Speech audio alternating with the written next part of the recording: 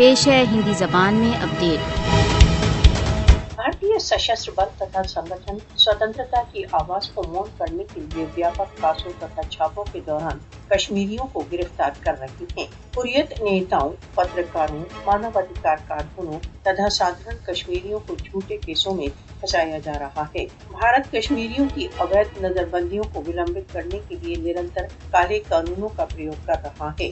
5 अगस्त 2019 के पश्चात से कश्मीरियों की स्वतंत्रता को दबाने के लिए भारतीय पार्श्विक चालें नवीन अतिवादिताओं तक पहुंच गई हैं।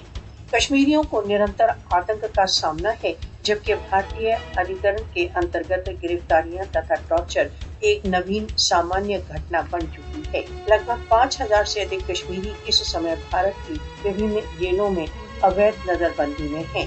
गिरफ्तारियां तथा छापे कश्मीरियों को दमित करने की कार्रवाइयों में मोदी शासन की निराशा को अभिव्यक्त करते हैं।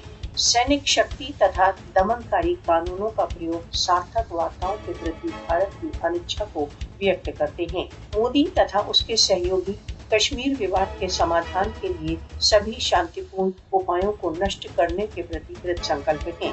भारत के दमनकारी उपाय कश्मीरियों को स्वतंत्रता की उपलब्धि से नहीं रोक सकते।